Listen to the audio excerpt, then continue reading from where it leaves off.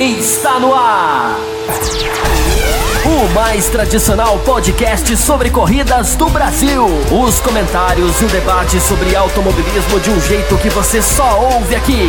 A partir de agora, Bárbara Franzin, Thiago Raposo, Diogo Gomes, Thiago Rosa e Fábio Campos apresentam Café com Velocidade. Café com Velocidade. A dose certa na análise do esporte a motor. Para você que nos ouve no cafécomvelocidade.com.br, estamos começando a edição 582 do seu podcast sobre o esporte motor. E nessa semana, para falar sobre Fórmula 1, que vem aí com a etapa da Rússia, ficamos devendo alguns assuntos da semana passada, como por exemplo o carro de 2021. Entraremos neste assunto e mais algumas perguntas que nos foram enviadas.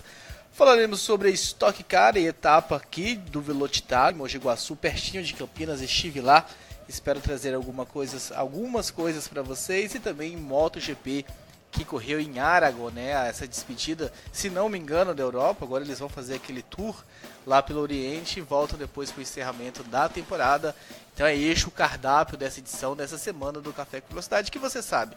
Você pode ouvir tanto lá no website, que eu já falei o endereço no começo, cafécomvelocidade.com.br, mas você pode ouvir também no seu agregador de celular, basta você assinar o feed. Você pode ouvir no YouTube, você pode ouvir no Deezer, você pode ouvir no Spotify, você pode ouvir no YouTube. Então são várias as formas para você ouvir, curtir e degustar este café semanalmente. Comigo novamente aqui a dupla que estava semana passada e semana retrasada, Diogo Gomes e Fábio Campos, para ajudar a fazer esta edição. Diogo Gomes, seja muito bem-vindo. Como esse bloco é da Fórmula 1 e a gente vai se alongar no assunto Fórmula 1, vamos dar uma pitadinha do que vem nos próximos blocos nessa abertura aqui. De você eu quero saber da Stock Car Mogi Guaçu. Você gosta desse circuito novo que chegou agora e te agradou o que foi entregue aí no final de semana? Seja muito bem-vindo. Grande Thiago Raposo, obrigado. Abraço para você e para todos os ouvintes do Café com Velocidade. Do circuito eu gosto bastante, tanto em termos de layout, de curvas, estrutura parece bem interessante, né? Você teve lá, vai até trazer um feedback melhor pra gente. Deve ter convidado aí notícia boa, né, pros fãs, vai ter um conteúdo diferenciado nesse bloco da Stock Car, mas o final de semana como um todo até me agradou, eu diria. Tiveram alguns pontos que tem e vão ser discutidos, né? O Stock Car promete um bloco diferenciado nessa edição, mas no geral eu gostei sim. Inclusive assisti a corrida pouco antes de começar a gravação aqui, tá bem clara na memória. Eu acho que o final de semana como um todo saiu de uma maneira positiva. Fábio Campos, de você eu quero saber sobre a MotoGP. E é preciso, Fábio Campos, uma pista onde que a Ducati esteja um pouco além para que a gente tenha briga? Eu acho que não, Raposo. Olá para você, olá para os nossos ouvintes, todo mundo ligado aí nesse bloco de Fórmula 1, tendo aqui um rápido preview, né, dos outros blocos que ele vai poder ouvir aí no café.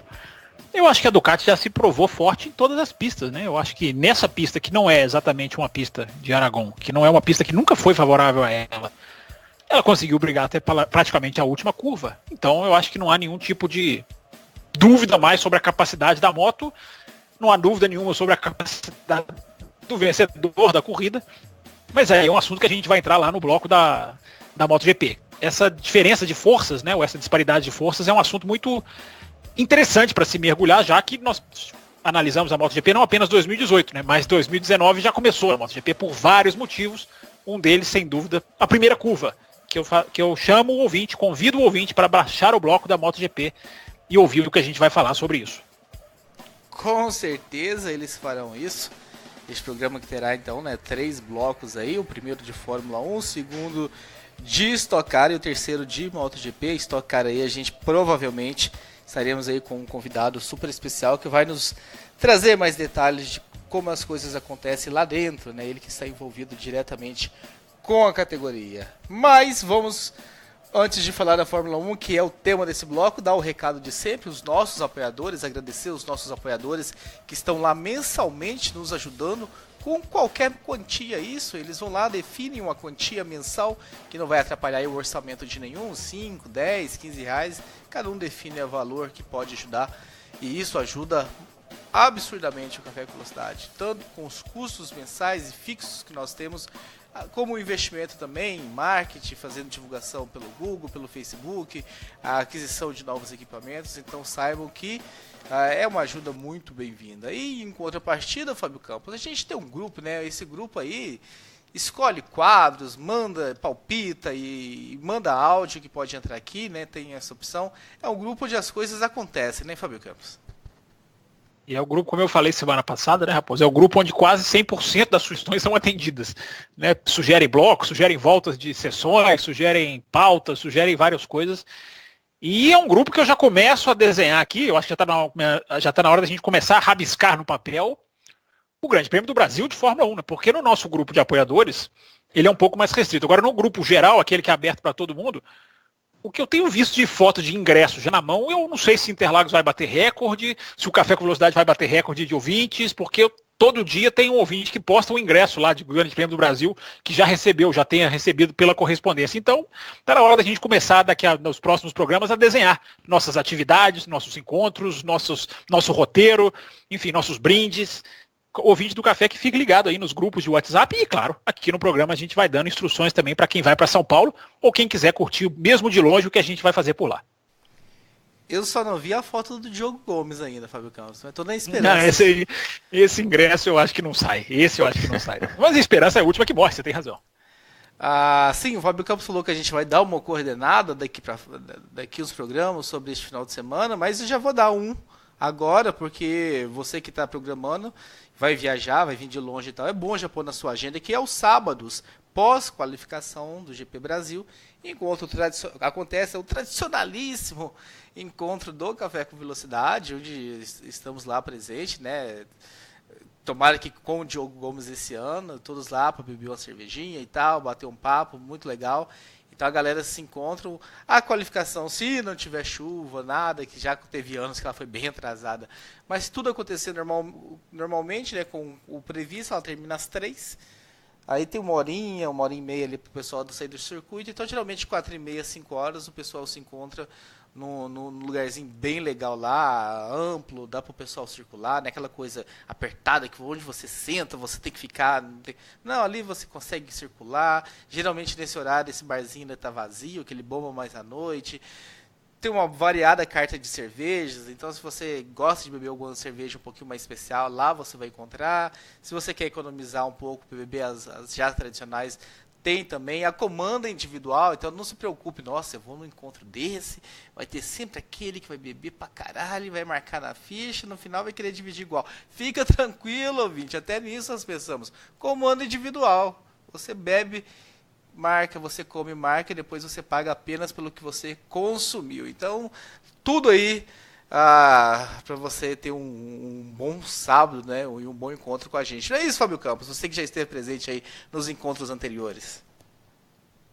Deixa eu só dar um recado para o ouvinte, porque quem vai para São Paulo, saiba que esse é o encontro principal no sábado à tarde, sempre ali 1-2 horas depois da classificação, mas que não é o único, né? A gente costuma acontecer eventos na quinta, na sexta, no domingo. Então, eu ouvi uma frase perfeita do Ricardo Banniman essa semana, porque já comecei a traçar alguns planejamentos paralelos com ele, e ele disse a seguinte frase: Grande Prêmio do Brasil, para nós, é rave. Ou seja, são dias ininterruptos de atividades que o ouvinte que fique ligado no nosso grupo de apoiadores e quem quiser entrar no nosso grupo de WhatsApp, que é o grupo aberto para todo mundo, o grupo lá, o grupo grandão, como a gente costuma dizer.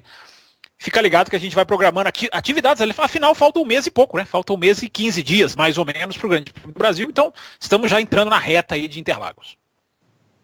Exatamente, tá este o recado, não deixe de passar lá no apoia.se/Café com Velocidade, mesmo que você ainda não está com condições de nos ajudar, só para você conhecer um pouquinho do projeto, como funciona, e quem sabe no futuro que você possa aí fazer parte também do time de apoiadores.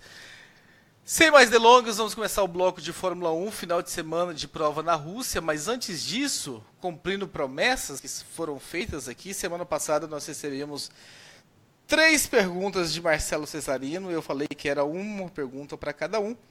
Eu respondi a minha pergunta, fiz a pergunta do Diogo Gomes, mas falei que a pergunta do Fábio Campos ficaria guardada para essa semana, devido ao tema, que era um tema que a gente já tinha programado de esbarrar nele nessa semana, que é os carros de 2021. E ele faz a seguinte pergunta para você, Fábio Campos, para a gente dar início, o pontapé inicial aí na discussão. O que você achou do projeto do carro de 2021? Aí ele dá a opinião dele. Eu achei bonito, mas pouco importa. O que vale é a competitividade. Esses carros atuais, mais difíceis de guiar e mais bonitos, pioraram mais a Fórmula 1. E você, Fábio Campos? Olha, Cesarino, eu não sei se eu vou te decepcionar com a minha resposta. Provavelmente eu farei, como sempre. A gente traçou aqui no café um diagnóstico em 2016 dos carros que estreariam a partir de 2017, que acabou se revelando impecavelmente preciso. Nós falamos aqui, ainda quando esses carros estavam sendo projetados, que não era o caminho ideal. A gente estavam buscando propriedades que não seriam as ideais. Com certeza teve muita gente que não gostou, e existe aquela turma que não é de ouvinte do café, felizmente, mas que é uma turma paralela, que não gosta desse tipo de críticas. E eis que está aí a Fórmula 1 correndo atrás já de outro carro, com os pilotos falando, com o Alonso falou semana passada, se eu não me engano, do tanto que esse carro ficou muito mais difícil de ultrapassar. Então a Fórmula 1 privilegiou, como sempre, praticamente sempre na sua história, outros fundamentos, priorizou a beleza estética, como você mesmo resumiu, o carro é realmente muito mais bonito do que o de 2016. Hoje a gente olha o carro de 2016, a gente até estranha tão visualmente diferente ele é dos carros atuais. O carro ficou muito mais rápido, eu sempre bati aqui no café, essa tecla de velocidade para mim não faz não pode ser a menor prioridade, porque o carro é mais rápido, e daí, se o carro é 5 segundos mais rápido, se ele produzir corridas piores, que era melhor que fosse 5 segundos mais lento e produzisse corridas melhores, até porque ninguém ia perceber. Mas tudo isso nos fundamentos do carro. Esse carro de 2021, ele tem muito pouco dos fundamentos dele ainda especificados, A gente viu ali algumas fotos. Eu acho que a coisa mais certa, por isso que eu falei que eu ia te decepcionar, Cesarino. Porque não tenho o que achar. Eu não acho muita coisa desse carro, porque eu não tenho tanta informação. A gente não tem tanta informação desse carro ainda. A formação da asa dianteira, por exemplo, para 2019, eu já achei uma decepção, porque se alardeou tanta coisa e vai mudar pouquíssimo. A questão dos motores, que eu volto daqui a pouquinho, para não me estender na resposta, que essa é a mais grave de todas. Agora, o carro em si, o que eu peguei, e que eu posso dizer para você que daquela foto, ou das fotos que vazaram, a coisa mais real do carro de 2021 é o Halo, o Halo, Esse sim é certo que vai mudar, esse sim é certo que vai ter aquela estética mais... Se não é exatamente aquela, é uma estética muito mais fina, é uma estética muito agressiva. E isso a gente já falou aqui também desde do começo do ano, Quando esse objeto foi implementado, a gente já falou aqui no café que ele não ficaria assim para sempre. Então é muito pouca informação, Cesarino. Beleza, eu vou me furtar a analisar, porque se ele é mais bonito ou feio, eu acho que isso aí vai ser esquecido mesmo se ele for horroroso.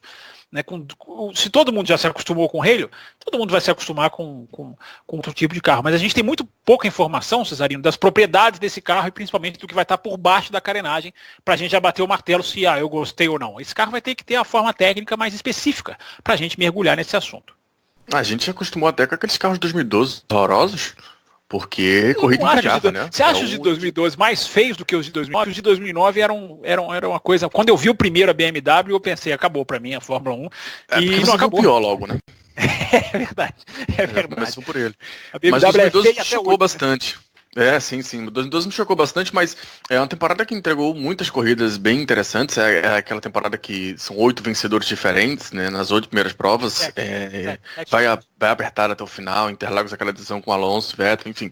É coisa que acaba... Quando você entrega boa corrida, meu amigo, esse tipo de coisa, ele passa, dando aqui minhas linhas sobre esse conceito, que inicialmente vazado e depois a própria FIA, ou Fórmula 1, melhor dizendo, meio que jogou muita coisa, porque não tinha mais o que esconder, pelo menos dos conceitos. Obviamente tudo ainda é extremamente especulativo, mesmo vindo da Fórmula 1, Ela mesma lançou alguns conceitos diferentes, e esses conceitos, elas têm algumas linhas básicas que meio que são padronizadas nos 2 ou 3 conceitos que foram lançados, mas que existem diversas pequenos pontos ali que se você começa a contar, eles variam bastante, né? E as próprias equipes já meio que disseram, assim como já disseram também em situações de revoluções anteriores, de que, olha, disso aí para o carro pronto, muita coisa vai mudar. E a gente sabe, é um regulamento de desenvolvimento, né? Muita coisa ainda vai ser mudada, ajustada, etc. Eu acho que em termos não de beleza, mas de linhas, eles já é meio que definitivo que eles vão para algumas linhas mais fortes, né? É meio que um padrão, né, que as categorias estão seguindo. A Fórmula 1, com esse carro já tem algumas linhas mais fortes e com o que vem de 2021 deve ser ainda mais, né? Aqueles carros conceitos, né, que famosos na internet, que tanto surgiu aí nos últimos anos, eles comecem a aparecer mais... né, parece que vão virar realidade, enfim, vão de fato virar alguma coisa, não só desenhos no papel. Mas, assim, por exemplo, alguns pontos que me chamaram muita atenção de cara: os pneus, obviamente, né, porque vão ter o aro maior, que já está anunciado, já está confirmado, mas sempre tem aquele choque e a mesma coisa do halo, eu vou levar um certo tempo para acostumar, mas inevitavelmente vou acostumar. O halo, né, você tocou bem, ele tem ele é muito mais deitado até, né? Mas seria o quarto tipo, quarta versão do halo, sobre dessa evolução natural, né, que vai acontecer. Talvez não seja exatamente daquela maneira, mas vai ter algumas linhas talvez mais harmônicas, ou pelo menos com a intenção, né, de ser um pouco mais harmônicas. Me chamou a atenção as barboards, né? Eu não sei como traduzir isso, seria meio complemento suave, né? Que hoje já tem uma influência absolutamente enorme, e pelo visto é uma coisa que não vai mudar, né? Ela só vem crescendo ao longo dos anos, e os carros, os conceitos que foram apresentados, as bargeboards são, assim, quase que um transformer tão grande e tão quase que performáticas, né? No sentido de diferentes e chamativas que são. Todos esses pontos aí dão, sabe, um choque, além, claro, dos óbvios. A asa traseira, em todos os conceitos apresentados, ela é bem radical, tem uma proteção, né, de pneus, tanto no dianteiro, mas aí é menor, e no traseiro, sim, gigantesco, remete até a primeira versão do DW12, ainda que seja um penduricário, é mais uma questão de cobertura de roda, mas enfim, tem alguns pontos ali que... Explica o DW12 para quem não sabe. O DW12 é um carro que a Indy usou até alguns anos atrás, né? Ele começou em 2012, foi usado durante alguns anos com algumas variações de pacotes aerodinâmicos, mas é um carro que trazia uma grande peça cobrindo as rodas traseiras, principalmente, que foi tirada para essa nova versão, que também chama DW12, mas é uma versão atualizada, dessa que é usada hoje, né? Em 2018 foi usada, né? A temporada já acabou. Então tem ali uma proteção em cima do pneu, que é algo totalmente fora do comum para a Fórmula 1, pelo menos a Fórmula 1 dos últimos 20, 30 anos, não sei muito bem se vai passar, mas enfim, o que ficou disso tudo, e até seguir o Campos quer complementar, pode complementar, Campos.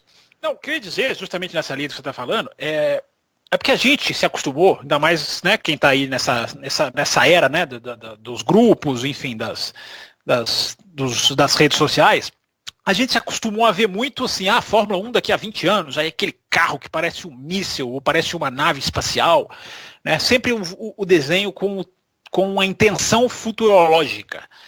Dessa vez é um pouco diferente. Quem já viu a imagem desse carro, ela vai estar provavelmente na capa do nosso post aí, no cafécomvelocidade.com.br ou nos agregadores aí, como o Raposo já informou. Dessa vez é diferente, porque por mais que esse carro ainda vá mudar, ali já há conceitos que serão aplicados, mesmo que não sejam exatamente daquela maneira. E como, por exemplo, você está falando a questão da roda, né? Eu estou até com medo da gente estar vendo duas fotos diferentes. A foto que eu estou me baseando, que eu salvei, que eu sempre paro para olhar, é uma foto da apresentação que tem o Ross Brown, inclusive, junto com a foto, que é o que dá muita credibilidade à foto, né? Porque há um estudo daquele carro ali. Depois apareceram várias fotos, já existem inclusive as de hoje sendo simuladas, as de hoje e as do passado, né? Diogo Gomes colocou no Twitter dele uma McLaren do passado, a McLaren branca e vermelha já com esse carro novo. Então existe muita brincadeira, claro, em torno disso. Mas essa foto exatamente do Ross Brown, ele existe, não sei se é exatamente isso que você está se referindo, Diogo, existe nas rodas traseiras um pedaço do pneu coberto. Não é nem uma cobertura completa como da Fórmula E, por exemplo, quando surgiram ali também. Não sei se é exatamente esse ponto que você se refere ou se nós estamos até falando de fotos diferentes, Diogo. Não, sim, esse ponto mesmo. É a roda traseira apenas, até para o ouvinte que pode estar achando que a gente está falando da roda dianteira, mas está vendo a foto e não está vendo a roda traseira.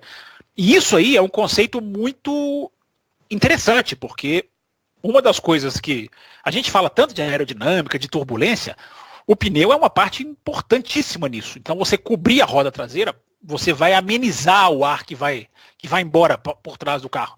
Então, só um exemplo para o ouvinte saber há coisas nesse carro que é diferente, da gente interpretar ele diferente dos desenhos furológicos que a gente sempre viu, desde que o mundo é mundo, ou desde que a Fórmula 1 é Fórmula 1. Dessa vez, esse carro tem muita chance de ser, repito, claro que ele vai mudar muito, você imagina muito bem, né? Se para 2019 ainda há coisas flutuando, você imagina para 2021. Né? Então, mas é só para o ouvinte perceber que, de vez ali, há elementos no bico, na asa, no lado, nas aletas laterais, né? Que talvez seja a tradução aí para o barra de boards. Ali há já a ideia do que eles querem. Então, vamos ver o quanto o carro vai fugir disso ou não. Eu repito, o Halo não vai ser, o Halo ele é uma grande chance de ser como ele está na foto mesmo, mais fino, não vai ser esse desenho tão arredondado que quem vê por cima do carro vê quase como um arco. Então tem coisas na imagem, a gente não sabe quais, né? Nem eles saibam, mas tem coisas na foto que é realmente o carro de Fórmula 1 do futuro. E colocando em números, o Ross Brown disse que hoje os carros perdem cerca de 50% da pressão na aerodinâmica, né, da aderência no geral, por conta quando seguem um outro carro, que é um número assustador, né, e ele objetiva que para 2021 esse número caia para 20%, né, ou seja, 80% de tudo que o carro tem quando está de cara para o vento, ele manteria esse 80% desse total, meio de um outro carro, que seria um número satisfatório, mas não sei se eles conseguem chegar neles. Como você falou, tem algumas amostras ali que dão entender ou dão uma dica pra gente que eles estão tentando ir nessa linha, mas uma coisa que me preocupou foi, isso já é até que natural, foi a descrença das equipes. Eu vi algumas equipes falando, quase que refutando, sabe? Tipo, não sei se vai ser muito por aí. E essa quase que, sabe, essa negativa das equipes me deixou assim um pouco meio ressabiado sobre o que pode vir disso aí, mas enfim, é tudo muito esboço, né? A impressão geral, eu acho que é fato na realidade, né? É que não saem essas imagens agora, né? Você começa a pegar alguns pontos. A primeira imagem, ela não é uma imagem oficial, né? Que é essa que você se referiu, do Ross Brown do lado de um carro, o carro da Ferrari, aí ela foi vendida, vamos dizer assim, como vazada. Né? Pois é, essa é a dúvida que eu fico. Será que não é o vazamento sem querer, mas que na verdade é por querer? O que você acha? Eu fico nessa dúvida, né? Se não há essa maldade, vamos soltar sem ser oficial para as equipes, não, né? Existe tanto isso, né? Essa foi a primeira coisa que veio na minha cabeça, porque a foto, apesar de não ser uma profissional, com uma super câmera carérrima, ela tá muito bem postada, então a pessoa tava tipo na primeira fila da apresentação. E segundo, porque na mesma hora que a primeira foto vazou, uma foto estática, já caiu 1 milhão de conceitos que eles foram liberando, inclusive algumas coisas assim, eram conceitos que eles liberaram com o logo da Fórmula 1 antigo ainda, sabe, assim, para mostrar que é um negócio que meio que vem sendo trabalhado. Enfim, no geral, eu acho que pelo menos deu alguma noção inicial ali do que a gente pode ter, mas sempre ressaltando, a gente começou o comentário falando isso e eu pelo menos termino o meu falando, repetindo, vai mudar muita coisa ainda, muita coisa, vai entrar em briga de equipe, quando a coisa apertar mais para 2021, a gente sabe que, sei lá, para 2019 já vai começar muita equipe mudar muito foco para 2021, 2020 tende a ser um ano meio que morto, meio que 2013, sabe? Que veio um ano totalmente morto para a Fórmula 1, porque vai estar todo mundo já focando, corretamente até eu diria, focando em 2021. Nessa época, de um ano e meio para 2 anos antes, é quando o negócio dá uma apertada, vai começar uma gritaria danada para um lado para o outro, então muita coisa deve mudar ainda. E é importante o ouvinte ficar atento, e nisso ele vai ter aqui no Café com Velocidade uma base para isso, é o que está por baixo da carenagem. Ali é o grande segredo. Claro que a parte, não só estética, mas a parte aerodinâmica é o grande segredo, mas o que pode mudar, não só o nível das corridas, mas toda a estrutura da Fórmula 1, está por baixo da carenagem. Deve sair um Café Expresso. Café Expresso sairá essa semana, porque essa semana tem que sair Café Expresso. mas eu não sei se vai ser exatamente sobre esse tema, mas provavelmente será, né? E pode sair até mais de um.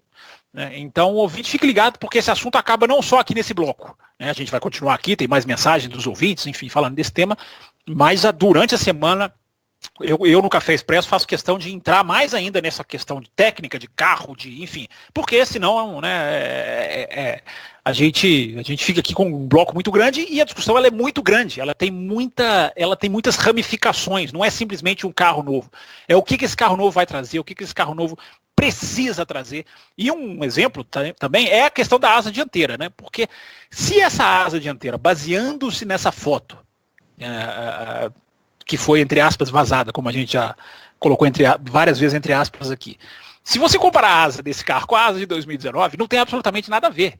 Então isso prova, ou isso comprova, que a asa de 2019 é uma enganação. Tudo bem, ela pode até dar certo, mas ela não é a mudança radical que se propunham. Né? Não dá pra gente cravar aqui de que vai dar tudo errado. Tomara que essa asa ajude pelo menos um pouco. Eu acho que se ela ajudar um pouco, ela já vai estar fazendo uma grande diferença, porque qualquer ajuda nessa área é bem-vinda. Mas se você comparar as duas asas, e o que foi prometido para 2019, fica claro, né? É nessas entrelinhas que a gente pega as coisas na Fórmula 1. Né? Fica claro que eles querem para 2021 algo que eles não conseguiram fazer para 2019. O ouvinte que está ligado na gente desde o começo do ano ouviu a gente anunciar essa questão de 2019, a gente acompanhar o dia. Eu lembro que a gente falou num grande prêmio, num Café com Velocidade, 2-3 dias antes da reunião, saiu aqui, a gente criticou essa asa, colocamos foto, coloquei no Twitter, enfim. Então a gente está acompanhando isso muito de perto, né? Então o ouvinte que fique ligado que a gente vai ficar muito atento a essa questão técnica, se o carro é bonito ou feio, vai dividir opiniões daqui. Temos 3 anos para discutir isso, mas a parte técnica talvez demande até mais tempo. Só registrando que o nosso querido Michael Knopak também mandou pergunta semana passada sobre o assunto, perguntando o que vocês acharam do carro conceito, né? Que vocês já responderam muito bem. Dando um pouquinho do meu pitaco também, sabe? Desde que eu acho que eu me entendo por gente acompanhando automobilismo, que eu vejo de eras em eras mudanças e tentativas de se mudar, de mudar o carro, de tirar a dependência aerodinâmica. Essa frase sempre aparece quando você tem mudança de carro, tirar a dependência aerodinâmica. E aí vem as temporadas e a gente vê grande parte das corridas ainda com poucos números de ultrapassagem, com seus problemas, e uma ou outra salvando aí, a gente elogiando e sendo corridas que brilham os olhos. Então eu me mantenho ainda super cético sobre o assunto, espero chegar 2021, espero estar lá com vocês ainda, para acompanhar essas corridas e aí comprovar realmente, porque fora isso eu já acho que perdi a capacidade de me encantar com as promessas da Fórmula 1 de que as mudanças trarão melhoria, depois de já ter passado por isso várias vezes. O que a gente tem agora, Raposo, você está coberto de razão, é a diferença. Né? A gente tem os donos da Fórmula 1 fazendo um projeto para isso. Né? Tudo bem que nos outros anos teve o tal grupo de ultrapassagens, teve esse grupo técnico que existe até hoje, né? Lembra, teve aquele overtaking group, né? Grupo para melhoria de ultrapassagem, mas no fim a gente sabia que os donos, não vou nem dizer o Bernie Eccleston, aquela antiga CVC, acionista, né, uma gigante mundial financeira, não estavam nem aí para nada, não queriam saber, queriam só saber do dinheiro entrando. A gente tem, pelo menos no discurso, o discurso esse que começa também a se rachar na prática, mas a gente tem pelo menos no discurso uma comissão técnica competente, porque esses caras, Pat Simons, Ross Brown, a gente pode ter mil ressalvas quanto a eles na parte ética, na parte, enfim, desportiva, mas são figuras competentes. E eu acho que é a primeira vez que a gente tem um grupo tão competente em cima de um assunto e fazendo um carro unicamente para isso, né? Fazendo um carro unicamente ou pelo menos, repito, no discurso, com a intenção de melhorar o nível das corridas. Porque a Liberty percebeu, Raposo, e eu acho que essa é uma diferença dos outros tempos, que o negócio vai afundar. Né? A Fórmula 1 sempre deitou em berço esplêndido e achou que nunca ia afundar ou que os seus prejuízos não fossem grandes demais a ponto de serem perigosos. Hoje a Fórmula 1 tem ações que só caem, tem audiência de televisão que só cai, tem uma concorrência enorme de outros eventos e de outras mídias para ela lutar contra. Então eu acho que esses caras sabem que, e eles pagaram muito caro para comprar esse negócio todo, e eles sabem que não vai sobreviver se esse negócio não for bem feito, né? E eu acho até que esse carro de 2017, a gente chama de 2017, né, porque ele estreou o ano passado, ele é até positivo que ele tem gerado de corridas perto do tanto errado que ele foi feito. Porque existe aquela coisinha, aquela pecinha, aquele detalhe chamado pneus, que colocam as corridas todas em aberto. Então esse carro está até acima das expectativas, esse que a gente utiliza hoje. Então você imagina um carro que não tenha os defeitos que o carro tem hoje. Eu acho que é possível, posso estar sendo um otimista aqui, mas eu acho que é possível pelo menos se melhorar, se não resolver todos os problemas, pelo menos se melhorar. Até porque, eu já falei aqui várias vezes, a Fórmula 1 não tem só a questão aerodinâmica para resolver. Enquanto os materiais do carro de Fórmula 1 forem sensíveis como eles são hoje, está aí o Grande Prêmio da Rússia chegando, que é um dos grandes exemplos desse tipo de defeito que a Fórmula 1 costuma requerer.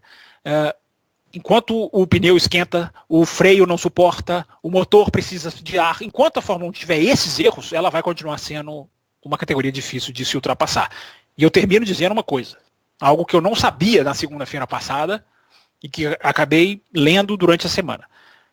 Nem conferi, inclusive, os números, mas li de gente confiável, de que os carros de Fórmula 1 andaram 10 segundos mais lentos na corrida de Singapura em relação à classificação. 10 segundos com o objetivo de poupar, poupar e poupar. É um assunto, sem querer rimar, para se pensar. Foi bonita a rima. A questão, Fábio Campos, é que eu acho que outros problemas aparecem. Eles trabalham num conceito, estudam, chegam à conclusão de que o problema de não ter ultrapassagem ou o problema de estar desinteressante é tal problema. Mergulham num conceito, se desenvolve um carro e aí a hora que esse carro vai pro vamos ver, para prova viva na pista, aquele problema original realmente pode ter sido... 2009 é o grande exemplo disso aí, né?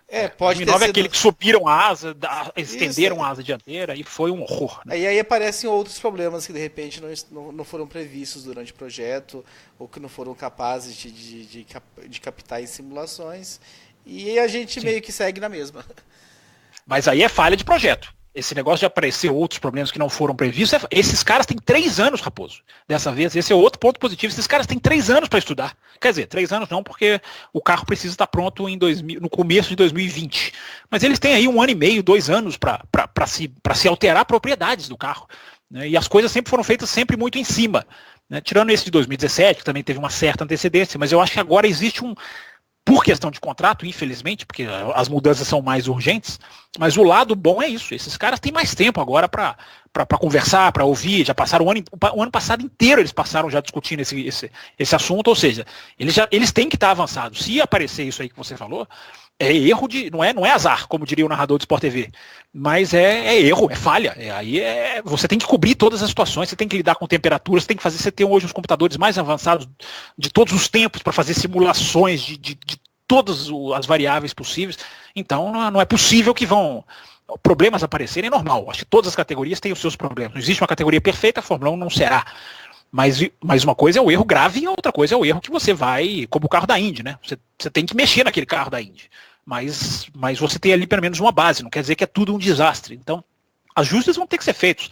Mas errar o conceito, como o de 2017, para mim é mais grave. Porque ali erraram o conceito, quiseram fazer uma coisa bonita, uma coisa plástica, e não privilegiaram o lado técnico. Agora, pelo menos, estão olhando mais para o lado técnico, né?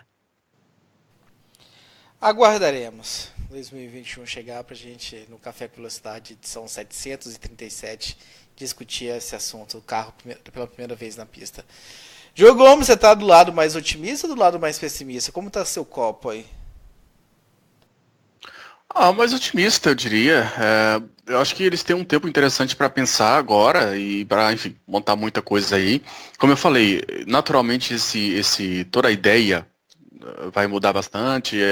Talvez a ideia inicial não mude, mas como ela vai sair do papel e vai para a pista, muita coisa vai mudar, muita coisa vai ser negociada, mas no geral, eu acho que a ideia é certa, né, de tentar tirar a aerodinâmica desses carros. Eu concordo com você que outros problemas surgem e podem surgir, mas eu acho que se você tem um conceito inicial correto, você já, né, pelo menos começa num bom passo aí. É exatamente o que esse carro 2017, 2018, por exemplo, teve totalmente errado desde o início, né? O conceito básico já era errado.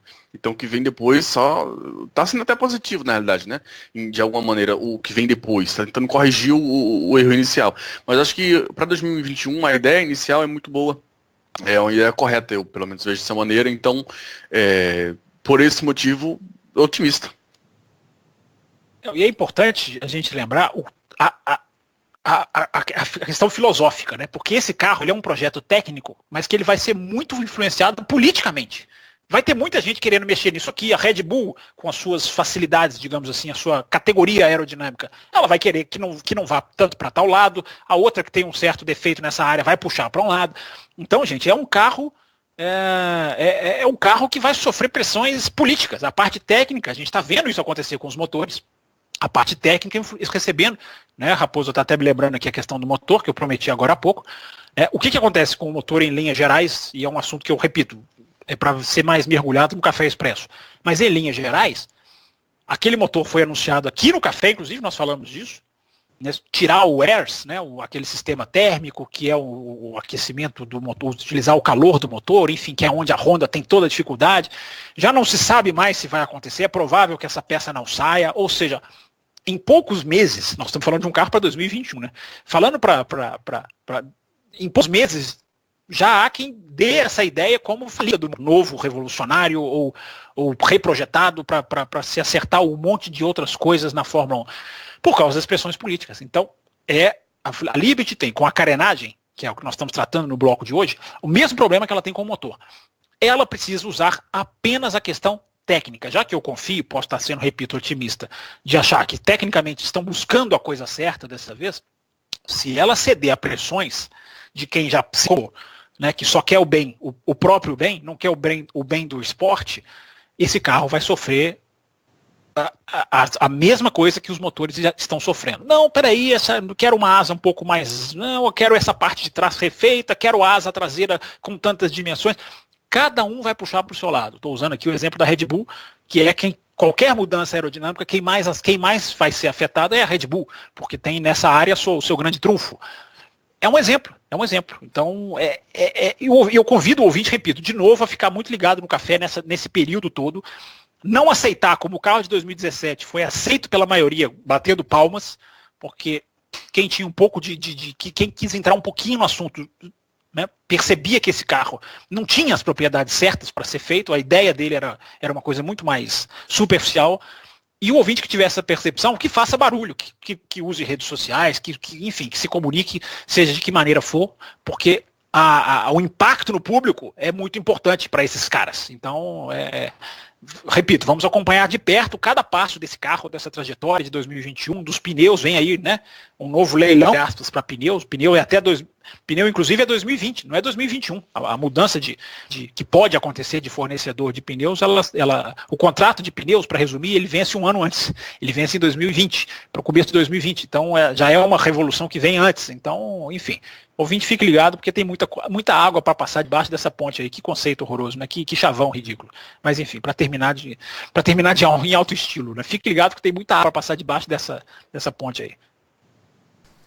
Diogo Gomes, Cesarino mandou uma pergunta aqui, queria que você repercutisse. Ele diz o seguinte: vi que a Toro Rosso vai anunciar um dos seus pilotos, que deve ser o Kvyat. Mas foi ventilado nomes como o Kubica, o Mick Schumacher. O Kubica com problema no braço e nem piloto da Williams. O Mick parece ser bom, mas não parece nenhum gênio para pular as etapas desse jeito. Queria que você repercutisse aí um pouquinho sobre essa vaga aí que está sendo tão falada na Toro Rosso, Diogo Gomes. Essas duas. Isso, como eu falei na última semana, Kvyat de volta para mim é péssimo. Assim, eu acho que e repito também o que eu disse na próxima semana, para não Markelov, né? Já que é papo russo. Para não soar como uma perseguição a ele. Um piloto que eu apoiei bastante, elogiei muito quando precisou, quando fez boas apresentações e na base, na Toro Rosso, na própria Red Bull, mas é um cara que Eu vejo a Toro Rosso como uma equipe de desenvolvimento de pilotos, de equipamento, de engenheiros, de tudo, e também de pilotos, claro. Talvez essencialmente de pilotos. E eu não vejo o Kvyat crescendo, pelo menos não para servir a Red Bull adiante. Então, não vejo sentido, realmente, não vejo sentido no retorno dele. Até creio que vai acontecer, né? Existem informações bem adiantadas de que realmente é por aí que a Red Bull vai, mas eu realmente não até entendo a visão deles, mas não iria por esse lado não. Sobre alguns nomes, só para alguns nomes que o ouvinte citou, o Mick Schumacher, bom, sem citar spoilers, mas ele vem num momento muito bom. Mas né? não será ele, né, Diogo? Não, obviamente não será ele. Não será ele, mas é porque é um nome que marca, né, um nome que tem números recentes na Fórmula 3 que são quase chocantes, eu diria. Números que chegam a lembrar Max Verstappen, né, que todo mundo abriu o olho assim, meio espontâneo com o que está vendo. Ele é um boom de performance enorme nas últimas corridas, então isso naturalmente chamou a atenção de todos, cria-se uma grande expectativa, uma grande hype, como eu usei aqui essa expressão uma vez e quase fui linchado. Então, com razão. Com razão, né? Então, com razão, inclusive, que é essa. Cria-se uma expectativa gigantesca em cima disso, por conta do nome, por conta dos últimos resultados. Obviamente ele não vai pular para a Fórmula 1, eu não vou dizer obviamente porque eu já acredito em tudo, mas tudo indica que ele não vai pular para a Fórmula 1 em 2019, nem deve ter pontos na carteira para isso, precisaria fazer um passo da Fórmula 2, que é o passo natural para ele no próximo ano, com a própria Prema, por exemplo. A Fórmula 3 não dá o campeão. A Fórmula 3 direito, não entrega a mesma quantidade de pontos da Fórmula 2, não.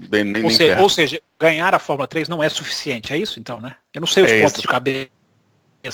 É basicamente isso. Entendi. É basicamente isso. Mas se a gente está falando de uma Fórmula 1 de 3 anos atrás, na época de Stroll e Verstappen dando o pulo, mas não sei. Eu vou falar pra vocês que eu ignoro esse negócio da pontuação da carteira aí, que eu achava que era fácil da carteirada. Eu ignorava. Então, mas eu fiquei sabendo, né, pelo Felipe, muito sempre ligado lá do grupo, que é depois que implementaram esse sistema... Felipe, que você fala é o Giacomelli? Sim. Que nunca houve uma carteirada depois de que instituíram os pontos da carteira. Então, aí, de repente... Mas, assim, a minha dúvida é... A Fórmula 4 italiana e alemã que ele fez ano passado, não dá pontuação? Porque na italiana ele ficou bem. Não, mas é muito baixo. Não somaria, na 4, não ele somaria. Foi vice-campeão, né? Na Alemanha ele foi vice-campeão, inclusive. Perdeu pro Mawson. Na Itália mas... foi bem. Não lembro se foi... Pois a questão é se vai somar, né? Porque se ele for campeão pura e simplesmente da Fórmula 3, talvez não terá os pontos, né? Então, eu concordo que a Fórmula 3, o título da Fórmula 3 não dá, mas aí eu tô pensando, será que somaram com os da Fórmula 4 não daria?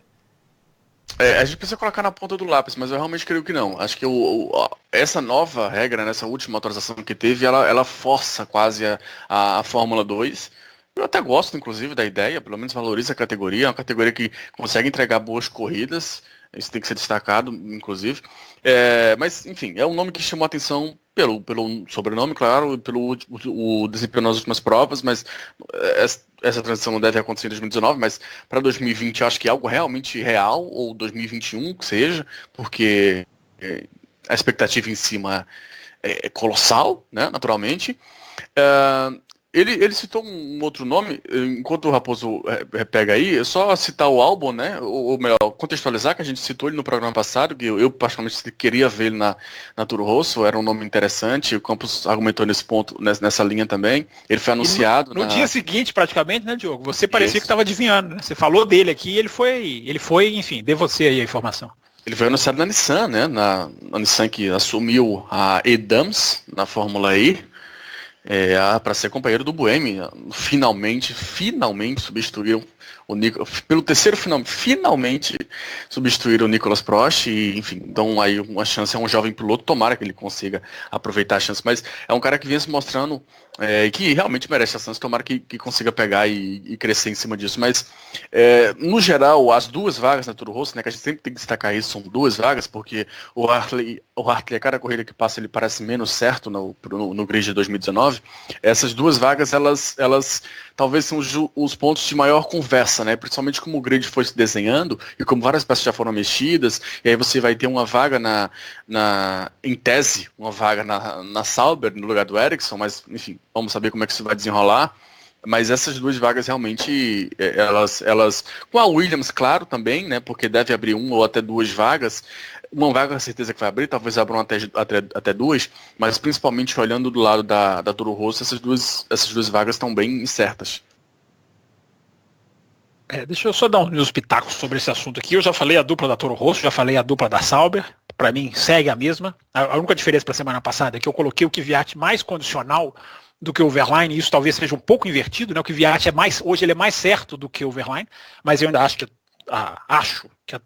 que a dupla da Toro Rosso vai ser Verlaine e Kvyat, e a dupla da Sauber vai ser Raikkonen, esse claro já está fechado, e Giovinazzi, que inclusive vai Giovinazzi. Eles falam Giovinazzi, dizem que ele falou que pode falar Giovinazzi, então eu vou falar Giovinazzi.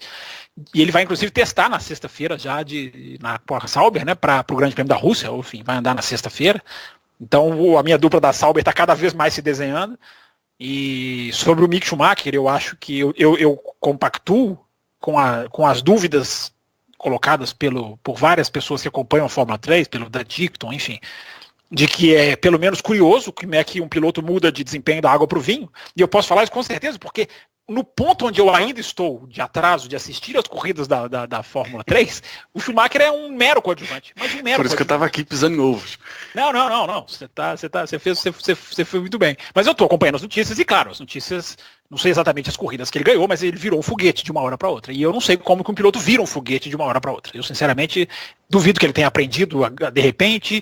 Enfim, ele nesse meio termo, ele fechou parceria empresariado com o Nicolas Todd. Então tem coisas vão muito esquisitas. E agora ele não vai estar na Fórmula 1 ano que vem, eu acho, mas ele vai estar na Fórmula 1 em algum momento. É certo que o Mick Schumacher vai ser piloto de Fórmula 1, porque a Fórmula 1 busca interesse, a Fórmula 1 busca nomes, a Fórmula 1 busca mais outras coisas do que talento, como a gente está vendo. Em 2018 é o ano do escancaramento, se é que existe essa palavra. Não sei se existe escancaramento, mas é o ano do escancaro de que como o talento na Fórmula 1 fica às vezes em segundo, às vezes em terceiro plano. Então, enquanto a Fórmula 1 não fizer nada para mudar isso, eu posso garantir que o Schumacher vai ser piloto de Fórmula 1, não existe a menor dúvida. A questão é só quando, porque com esse nome, e aí com esse impulso agora que ele recebe ganhando um monte de corrida, não tem como não ser. Já teve até uma declaração do Riva Bene, né, que pode até não durar até lá, mas o Riva Bene falando, não, como que eu vou dizer não para um nome Schumacher? O que é curioso, né? O que é curioso, porque como que eu responderia a ele da seguinte maneira: você diz não para um nome Schumacher se o Schumacher não tiver merecimento para correr na Fórmula 1. Você não pode se basear só no nome, né? A Fórmula 1 é incrível como ela dá algumas derrapadas que ficam claro como a prioridade dos caras muitas vezes não é talento. Eu estou falando de Ferrari, onde claro que para se guiar é preciso, ou pelo menos no conceito, precisaria de um mínimo de talento, e a Ferrari que acaba de fazer uma escolha em prol do talento. Né, porque eu realmente não consigo entender defensores do Kimi Raikkonen, eu continuo sem entender abaixo assinado, enfim, do Kimi Raikkonen. A Ferrari fez uma escolha pelo talento, escolhendo o Charles Leclerc. E disse não ao Schumacher, né? Não tem aquela história que ele se ofereceu para entrar no lugar do Massa, logo após o acidente do Massa e tal. O Michael, antes até do retorno da Mercedes e tal, e que não rolou. Não, chegou a ser anunciado. Ele chegou a ser anunciado para correr, depois ele desistiu, e aí colocaram o Badoer, enfim, que foi um dos maiores fracassos, ou o maior fiasco que eu me lembro de um piloto na Fórmula 1, mas o Schumacher, Michael, aí é o pai, né? Chegou a ser anunciado como piloto da Ferrari. Pra gente fechar esse bloco, porque hoje a gente tá com um horário aqui meio que regrado pra gente começar o bloco da Stock Car devido ao convidado, que já tá na área aqui, já me pingou, então tá confirmado. Então, ouvinte que tá aí finalizando o bloco da Fórmula 1, não deixem de ouvir o bloco da Stock Car, que parece que teremos coisas diferentes. Enfim. Mas o Jailson, né, mandou algumas perguntas aqui, a gente até esbarra no próximo programa, questão de Ferrari e Vettel. Mas já que a gente falou muito sobre o futuro, 2021 e tal, ele faz a seguinte pergunta, Diogo Gomes. O que dizer dessa possibilidade de equipes com 3 carros? Seria um mal necessário a curto prazo? Olha, o que puder ser feito e financeiramente for viável para as equipes menores, no sentido de expandir o grid, eu acho que é essencial, né? A gente está batendo aqui numa tecla já há muito tempo, já está quase que chato em cima disso, de que a Fórmula 1 não pode ter a quantidade de carros que tem hoje, né? Ela tem que se expandir. E trazer novas equipes é um negócio que na história da Fórmula 1 é algo raríssimo, né?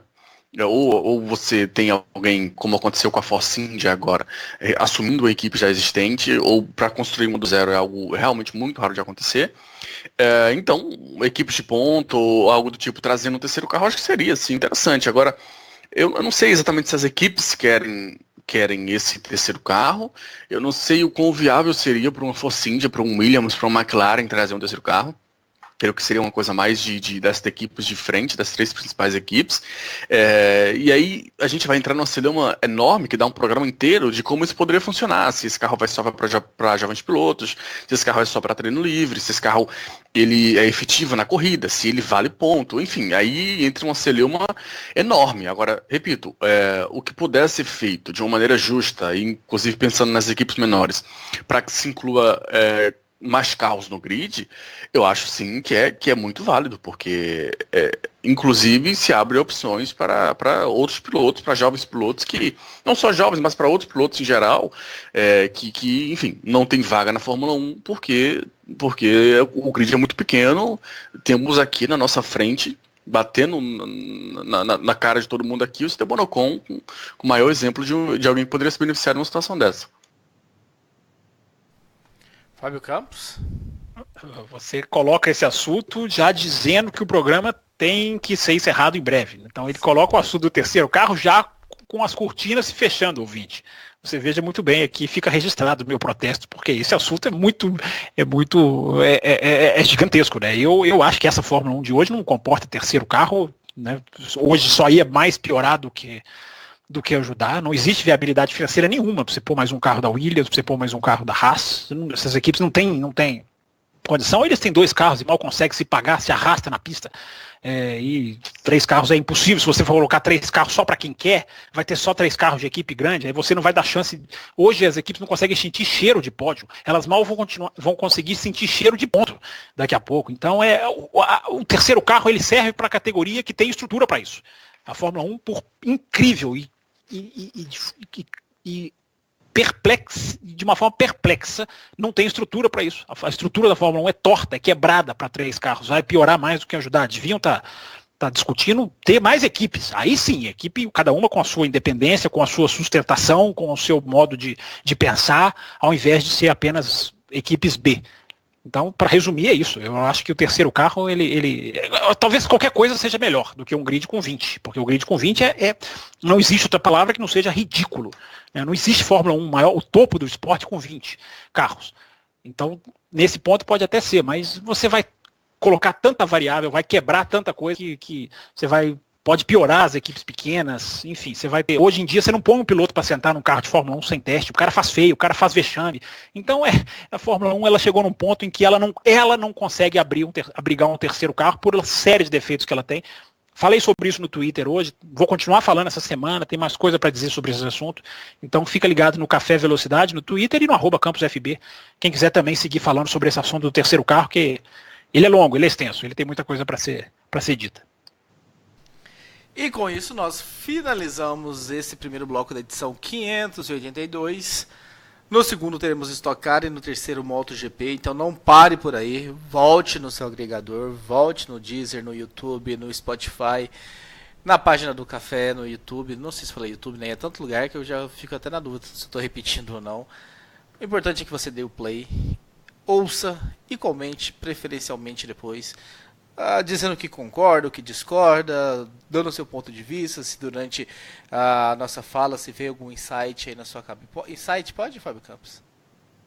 Eu acho feio, mas eu sou voto vencido. Se você teve uma luz, né? Se você teve um tema que te chamou a atenção, e o Grande Prêmio da Rússia está chegando, enfim. Então tem muita coisa pra gente falar na semana que vem também, né, Raposo? Exatamente. Então é isso. Passando aí a vinhetinha de finalização de bloco. E corram lá para o segundo bloco.